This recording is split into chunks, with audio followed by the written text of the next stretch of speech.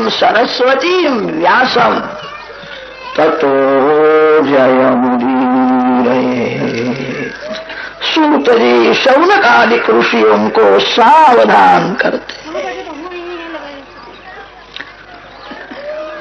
अनेक संतों की मैंने सेवा की है, अनेक संतों के साथ सत्संग किया है। मेरे को सत्संग में जो मिला है आपकी सेवा में मैं अर्पण करूं। मैं जरा भी संकोच नहीं करूं। मैंने एक निश्चय किया है, यह जीव ईश्वर का अंश है। जीव ईश्वर से अलग हुआ तभी से दुखी है। जीव ईश्वर से अलग हुआ तभी से उसको काम सताता है। जीव ईश्वर से अलग हुआ तभी से उसको काल मारता है। काम और काल सभी के पीछे पड़े हैं, किसी को शांति नहीं है। जीव ईश्वर का अंश है, ईश्वर से अलग हो गया। ईश्वर का अंश जीव जब भगवान के चरण में जाता है, परमात्मा को मिलता है, भगवान के साथ एक होता है, तभी जीव का कल्याण। जीव जगत का नहीं है, जीव किसी स्त्री का नहीं है, जीव किसी पुरुष का नहीं है। जीव ईश्वर का अंश है। ईश्वर का अंश जीव जब भगवान को मिलता है तभी जीवा है। कैसा हुआ विचार छोड़ो, कुछ भूल हो गई है। परमात्मा का वियोग ही बड़ा रोग है। जीव ईश्वर का अंश है, ईश्वर से अलग हुआ है। एक भाई अपने कपड़े को बहुत संभालते थे, मेरे कपड़े कभी बिगड़े नहीं।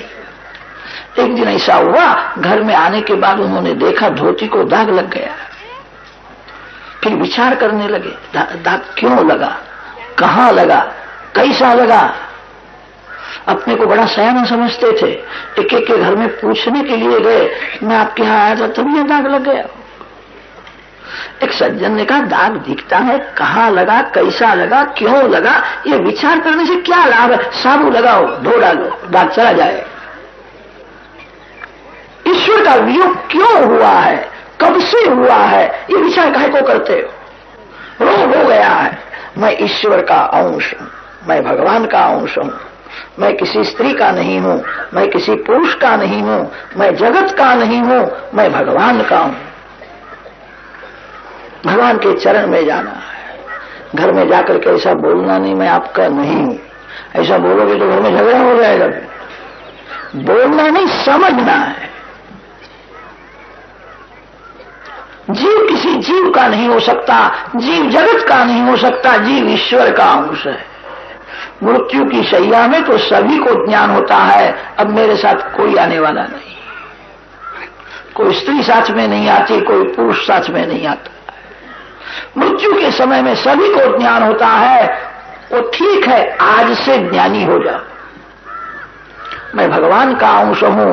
वासुदेवे भगवती भक्ति योगा प्रयोजिता जनयति आशु वैराग्यम ज्ञानम यद ब्रह्म दर्शनम।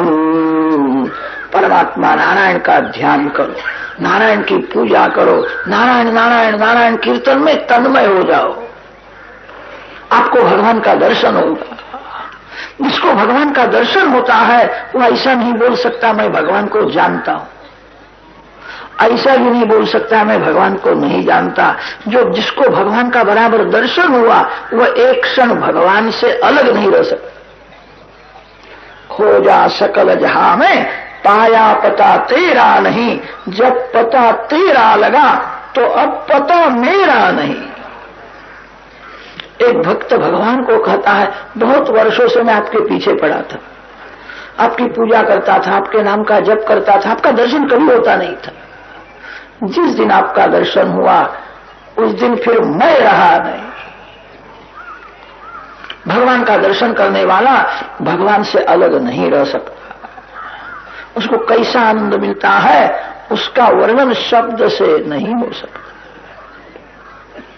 धीरे धीरे घर में संयम को बढ़ाओ, घर में भक्ति को बढ़ाओ, भक्ति में लोभ रखो, भोग में संतोष मानो। सतत भक्ति करने से भगवान का अनुभव होता। वदन्ति तत्तत्त्वविदस्तत्त्वम् यज्ज्ञानम् अद्वयम् ब्रह्मेति परमात्मेति भगवान इति शब्दते। भगवान के अनेक अवतारों की कथा भागवत शास्त्र में वर्णन की है। जो कथा सुखदेव जी महाराज ने गंगा किनारे परीक्षित राजा को सुनाई थी, जो कथा सुनने से परीक्षित को परमात्मा का दर्शन हुआ था, वही कथा यथामति मैं आपको सुनाऊं। सूत जी शौनक आदि ऋषियों को सावधान करते। शौनक मुनि ने प्रश्न किया है, व्यास जी ने भागवत की रचना क्यों की, इसका कारण क्या हुआ? सुना है सुखदेव जी महाराज तो जन्म से ही महान ज्ञानी थे, परिपूर्ण वैराग था, उनको भागवत पढ़ने की क्या जरूरत है? जिसको कुछ करने की इच्छा होती है उसका मन ठहरता ही नहीं। सुखदेव जी को कुछ पढ़ने की जरूरत ही नहीं है। ज्ञानामृतेन तृप्तस्य नित्य युक्तस्य योगिनः।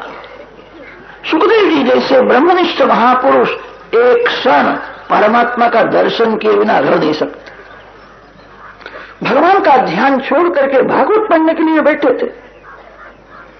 ग्रंथों में तो ऐसा वर्णन आता है, गाय माता का सिंग है, उसके अग्रभाग में सरसों का दाना जितने समय टिकता है उतने समय भी ज्ञानी पुरुष परमात्मा का ध्यान नहीं छोड़ सकते।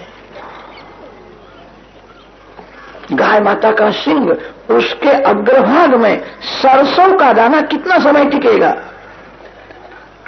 निमेषार्धम न तिष्ठन्ति वृत्तिम ब्रह्ममयी बिना, जिसका मन नारायणाकार हो गया, ब्रह्माकार मनोवृत्ति जिसकी स्थिर है, ऐसे ब्रह्मनिष्ठ महापुरुष एक क्षण परमात्मा का ध्यान नहीं छोड़ सकते हैं। सुखदेव जी महाराज भगवान का ध्यान छोड़ करके भागवत पढ़ने के लिए बैठे थे। उनको पढ़ने से क्या लाभ था?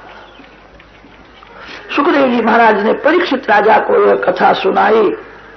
सुखदेव जी को लंगोटी की भी जरूर नहीं थी, राजा के यहां कथा करने के लिए गए। जिनका वासना का वस्त्र गिर गया है, जो वासना रहित है, निर्विकार है, राजा के यहां कथा करने के लिए जाता है। राजा के यहां तो वही जाता है जिसको कुछ लेकर के जाना है, जिसको परमात्मा का अनुभव हुआ है। ऐसे सुखदेव जी महाराज परीक्षित राजा के यहां कथा करने के लिए। परीक्षित को शाप कैसा हुआ था? शौनक मुनि ने अनेक प्रश्न किए हैं। सूत जी अब कथा का आरंभ करते हैं। द्वापर युग के समाप्ति का समय था। व्यास महर्षि को कलयुग का दर्शन हुआ।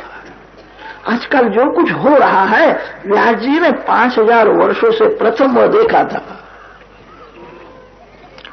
कलयुग में लोगों का जीवन अर्थ प्रधान और काम प्रधान जीवन हो, पैसा कमाना और सुख भोगना। अर्थ और काम से जीव आगे जाएगा ही नहीं। कलयुग के विलासी लोग कुल गोत्र जाति का विचार किए बिना स्नेह लग्न करेंगे। कलयुग में वर्ण संकर जाति संकर बहुत होगा। कलयुग में धर्म गौण हो जाएगा, धर्म मुख्य होगा। कलयुग में परमात्मा गौण हो जाएंगे, काम सुख जीवन में मुख्य होगा। व्यास जी ने सब कुछ देखा था, वेदों के विभाग किए हैं, पुराणों की रचना की। ये सब करने पर भी व्यास जी को शांति मिली नहीं। व्यास जी चिंता में बैठे थे। नारद जी वहां आए। नारद जी का स्वागत किया है। मेरी को शांति नहीं, मेरी कुछ भूल हो गई। साधारण मानव अपने को निर्दोष समझता है, बहुत अक्कड़ में चलता है। व्यास महर्षि के समान कोई महान बुद्धिमान हुआ नहीं, होने वाला नहीं। व्यास जी को ऐसा लगता है मेरी कुछ भूल है। त्वं पर्यटन नरक इव त्रिलोकीम् अंतश्चरो वायुरिवात्मसाक्षी परावरे ब्रह्मणि धर्मतो व्रतैः स्नातस्य मे न्यूनमलं विचक्ष्व। परे ब्रह्मणि अवरे च ब्रह्मणि स्नातस्य मे न्यूनम विचक्ष्व। मेरी कुछ भूल हो गई, मेरी को शांति नहीं है। संत हृदय सरल होता है। सरलता से व्यास जी ने कहा है, नारद जी को आश्चर्य हुआ, इतने बड़े ज्ञानी, ऐसे महान बुद्धिमान कैसा बोलते हैं, मेरी कुछ भूल है। कि महाराज आपकी क्या भूल हो सकती है? आपकी कोई भूल नहीं, मेरी प्रशंसा न करो, मेरी कुछ भूल हो गई। मैं न्यूनम विचक्षु। नारद जी ने कहा थोड़ी आपकी भूल हो गई है। आपने कहीं कहीं पुराणों में धर्म को बहुत महत्व दिया है। कर्म श्री कृष्ण प्रेम गौण हो गया। ज्ञानी होना बड़ा कठिन नहीं है, प्रभु प्रेमी होना बड़ा कठिन। कितने लोगों को ज्ञान होता है, ज्ञान होने पर भी पैसे के साथ बहुत प्रेम करते हैं। 1000-2000 का नुकसान हुए तो हृदय जलने लगता है, मेरे 2000 गए। ज्ञान तभी सफल होता है जो परमात्मा के साथ ही प्रेम करता है। जो जड़ वस्तु के साथ प्रेम करता है उसको परमात्मा का कभी अनुभव नहीं होता। ज्ञान भक्ति से ही सफल होता है, कर्मयोग भक्ति से ही सफल होता है। कर्मयोग में एक बड़ा दोष है, जो सर्वकाल सत्कर्म करता रहता है उसके मन में सूक्ष्म अभिमान आता है। मेरे को कोई स्वार्थ नहीं है, लोगों के लिए सब मैं करता हूं। अभिमान बढ़ जावे वहां सभी दोष आते हैं। सत्कर्म सर्वकाल करो, ऐसा भाव रखो, करता भगवान करते हैं, भगवान करते हैं। प्रेम का परिणाम समर्पण है। जिसका भगवान में अतिशय प्रेम है वही परमात्मा को समर्पण कर सकता है। सर्वकाल सत्कर्म करना है और भगवान ने किया, भगवान ने किया। जो कुछ अच्छा हुआ भगवान ने किया, जो कुछ बुरा हुआ सो मैंने किया। ऐसा भाव जो दृढ़ करता है वही भक्ति कर सकता है। श्री कृष्ण प्रेम से कर्मयोग सफल होता है, श्री कृष्ण प्रेम से ही ज्ञान सफल होता है। जहां कम प्रेम है वहां जीव भी अपने स्वरूप को छिपाता है। जहां अतिशय प्रेम होवे वहां जीव पर्दा दूर करके स्वरूप को प्रकट करता है। साधारण कोई मानव घर में आया हो तो बहुत से लोग तिजोरी भी नहीं खोलते, प्रतीक्षा करते यहां से उठ जावे फिर खोले। जहां कम प्रेम है वहां जीव भी पर्दा रखता है। जीव जगत के साथ बहुत प्रेम करता है, इसीलिए भगवान माया के पर्दे में रहते हैं। ज्ञानी होना बड़ा कठिन नहीं है, श्री कृष्ण प्रेमी होना बड़ा कठिन है। कर्मयोग श्री कृष्ण प्रेम से ही सफल होता है। आपने ज्ञान का वर्णन बहुत किया, कर्मयोग का वर्णन किया, प्रेम में पागल होकर के कृष्ण कथा अपने विस्तार पूर्वक नहीं। कोई भी जीव प्रेम किए बिना नहीं रह सकता है। जीव जगत के साथ प्रेम करके ही दुखी हुआ है। ऐसी कथा करो जीव परमात्मा के साथ प्रेम करे। बहुत ज्ञान की जरूरत नहीं है, जगत को प्रेम शास्त्र की जरूरत है। भागवत प्रेम शास्त्र है। श्री कृष्ण की सभी लीला प्रेम से भरी हुई है। कृष्ण लीला का आरंभ होता है पूतना चरित्र से। पूतना सुंदर श्रृंगार करके भगवान के पास आई है और बालकृष्ण को पूतना ने ऐसा कहा, मेरे को कोई पुत्र नहीं है, मैं बहुत दुखी। पूत शब्द का अर्थ होता है पुत्र, ना शब्द का अर्थ है नहीं। पूतना ने कहा मेरे को पुत्र नहीं है। बालकृष्ण भूतन के बल चलते हुए पूतना के गोद में आए, प्रेम से देखते हैं, आज से तू मेरी मां हो गई, मैं तेरा बेटा हो गया। तू मेरी मां है। पूतना के गोद में बालकृष्ण आए। बालकृष्ण को यहां से कैसा सुंदर बाल, ऐसा मैंने जगत में कहीं देखा नहीं। इसकी आंख कैसी है, इसका रंग कैसा है, मैं कैसी दुष्ट हूं, इस बालक को मैं मारने के लिए आई। तो कहता है मैं तेरा बालक हूं, तू मेरी मां है। कैसा प्रेम करता है। मैं दुष्ट हूं। पूतना ने कहा बेटा मैं दुष्ट हूं, तू मेरे को मां मानता है, मैं तेरे को विष देने के लिए आई हूं, मैं तेरे को मारने के लिए आई। बालकृष्ण ने कहा एक बार मैंने तेरे को मां मान लिया, अब तू मेरे को जो देगी वो मैं लूंगा। पूतना विष देती है। विष देने वाली पूतना के साथ प्रेम किया। वासना ही विष है। जो विष खाता है एक ही बार मरता है। वासना ऐसा विष है, अनेक जन्म से जीव को मारता है।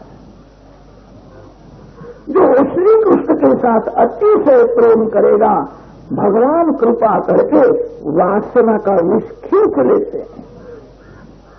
पूतना विष देती है, श्री कृष्ण पूतना को वासना रहित बना देते। विष देने वाली पूतना को मुक्ति देते हैं।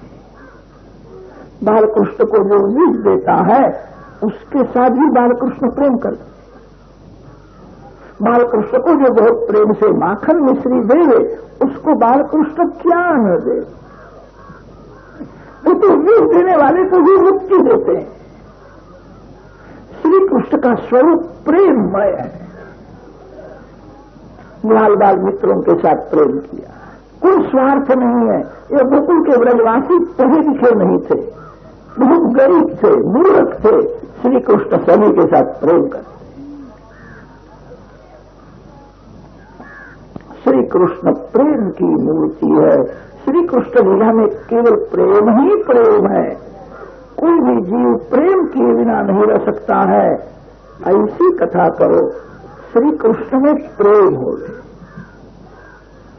भगवान के सौंदर्य में, भगवान के सद्गुणों में मन जब फंस जाता है तभी जीवन सुधरने लगता है। जिसको संसार में सौंदर्य दिखता है, भगवान सर्व सद्गुण संपन्न है, भगवान में कोई दोष नहीं है।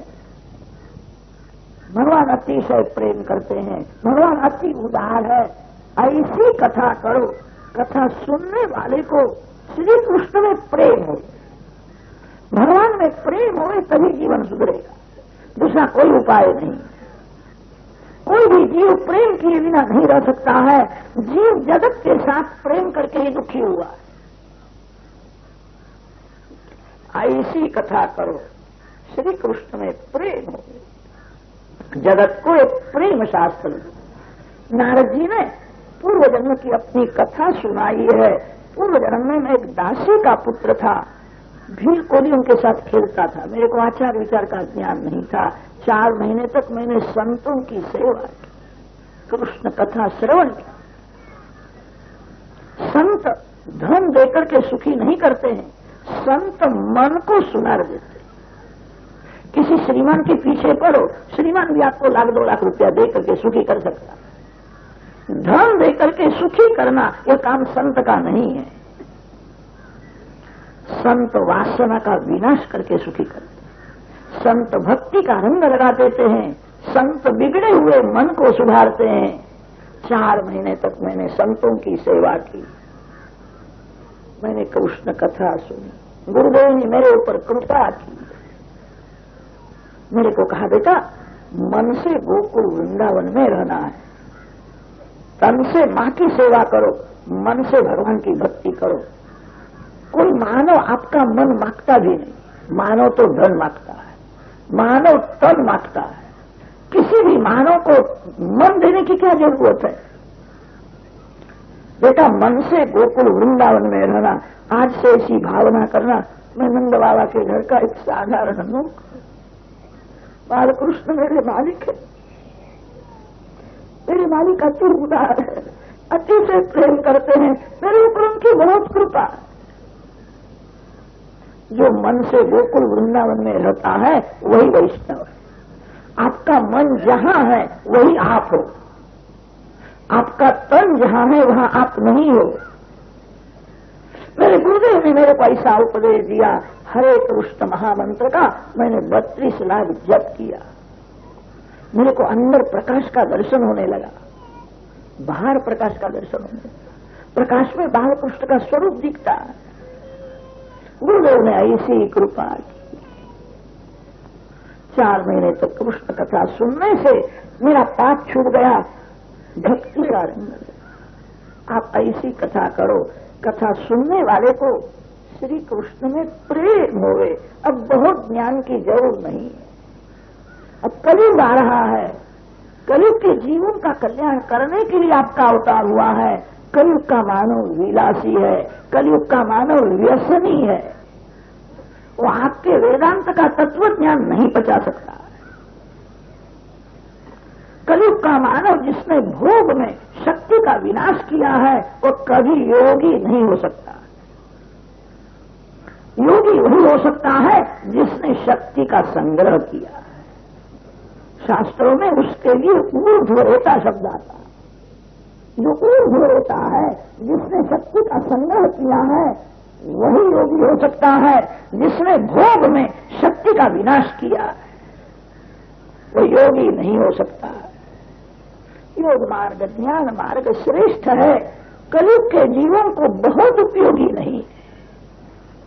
जगत को एक प्रेम मार्ग बताने की जरूरत है। ऐसी कथा करो, आपको समाधि में जैसा दर्शन हो वैसा बोलो। व्यास महर्षि को समाधि में श्री कृष्ण की मधुर लीला का दर्शन हुआ है, जैसा दर्शन हुआ वैसा बोलते। भागवत में व्यास जी की समाधि भाषा मुख्य है। इतर ग्रंथों में व्यास जी की लौकिकी भाषा है। व्यास जी का अंतिम ग्रंथ भागवत। भागवत की रचना करने के बाद कलम रख दी है, अब बोलना नहीं, देखना नहीं, कुछ लिखना नहीं। मेरे को जो मिला था मैंने जगत को अर्पण कर दिया। व्यास जी का यह अंतिम ग्रंथ है। भागवत एक प्रेम शास्त्र है। व्यास जी ने सुखदेव जी को सुनाया है। सुखदेव जी महाराज भागवत के मुख्य वक्ता है। वाणी और वर्तन जिसका एक है उसी को मुख्य वक्ता माना है। जैसा बोलता है वैसा जिसने अनुभव किया है वो मुख्य वक्ता है। जिसकी कथा में हजारों लोग आते हैं, लोग भले उसको मुख्य वक्ता, उत्तम वक्ता मानते हो। व्यास जी ने उत्तम वक्ता का लक्षण बताया है, जिसकी वाणी और वर्तन दोनों एक है। जो भगवान के आनंद में मस्त रहता है। सुखदेव जी महाराज उत्तम वक्ता है और परीक्षित उत्तम श्रोता है। मातृशुद्धि, पितृशुद्धि, वंश शुद्धि, अन्न शुद्धि और आत्मशुद्धि, 5 प्रकार की शुद्धि जिसमें परिपूर्ण है, उसी को भगवान का दर्शन करने की इच्छा होती है। मानव संसार में अनेक बार दुखी होता है तो भी संसार मीठा ही लगता है। साधारण मानव का मन गोबर के कीड़े के जैसा होता है। गोबर का जो कीड़ा है वो ऐसा समझता है गोबर बहुत मीठा है, गोबर में मजा है। गोबर के कीड़े को वहां से उठा करके बर्फी के ऊपर रख दो, वो बर्फी नहीं खाएगा। आप मानते हो बर्फी मीठी मधुर है।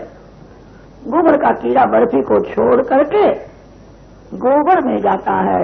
साधारण मानव का मन गोबर के कीड़े के जैसा ही होता। भगवान का दर्शन करने की जीव को इच्छा ही नहीं होती।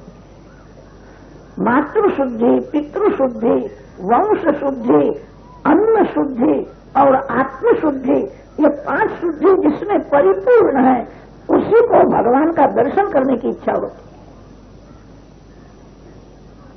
परीक्षित भागवत के मुख्य श्रोता है। परीक्षित मां के पेट में थे तभी उनको परमात्मा का दर्शन हुआ था। पांडव वंश का विनाश करने के लिए अश्वत्थामा ने उत्तरादि के गर्भ पर ब्रह्मास्त्र छोड़ा। ऐसा ब्रह्मास्त्र छोड़ा है मां का मरण न होवे, पेट में जो पुत्र है वो जीवित न रहे। उत्तरा जी ने श्री कृष्ण का स्मरण।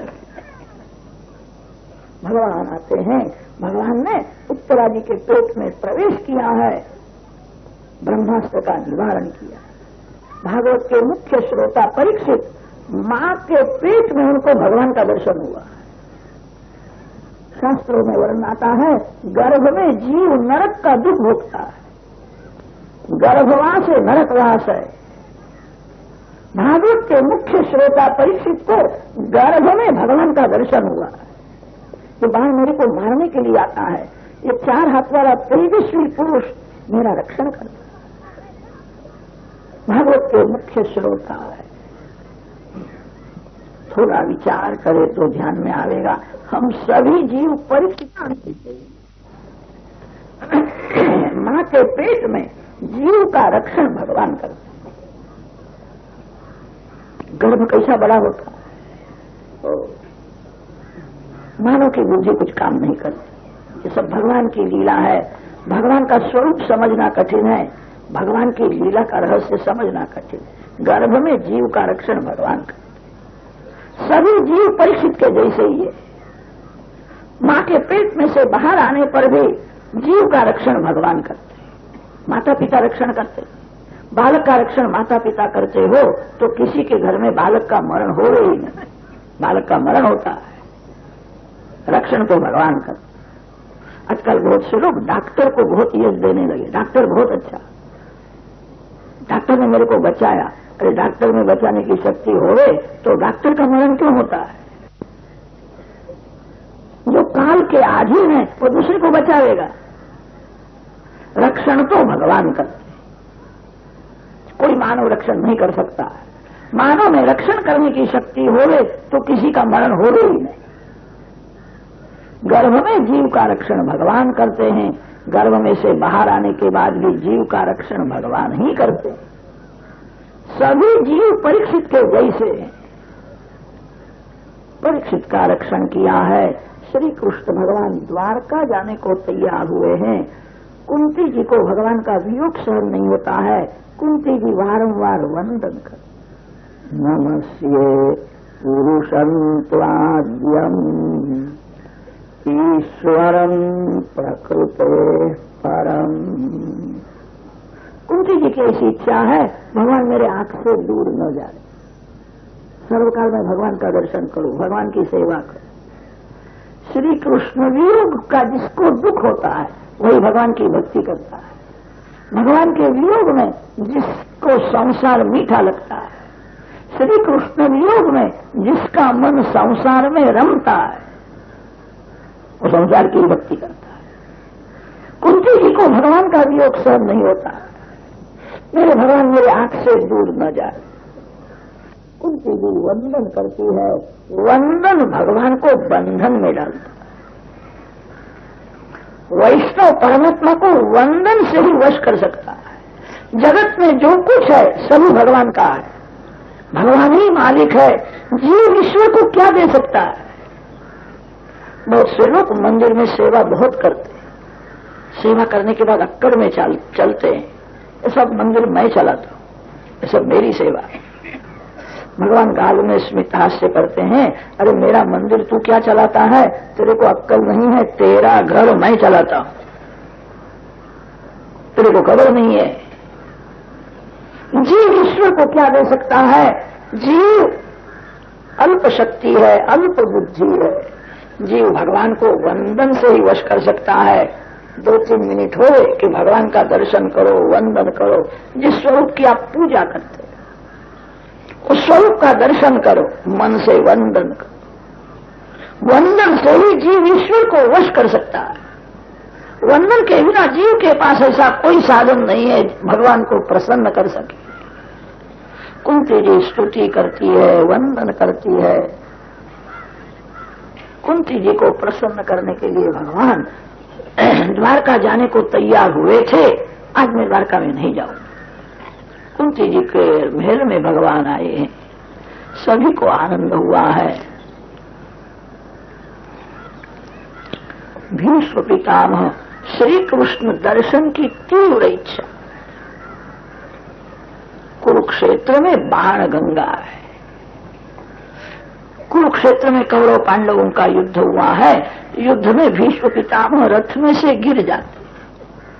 क्षत्रिय भी कुरुक्षेत्र में ही गीता जी का उपदेश हुआ है। भीष्म पितामह को प्यास लगी थी। दुर्योधन सोने की झाड़ी में जल लेकर के आया था। भीष्म पितामह ने कहा, जा यहां से, तेरे हाथ का पानी नहीं पीना है, जा यहां से, तू बड़ा पापी है। अति पापी के हाथ का पानी भी नहीं पीना चाहिए। दुर्योधन जल लेकर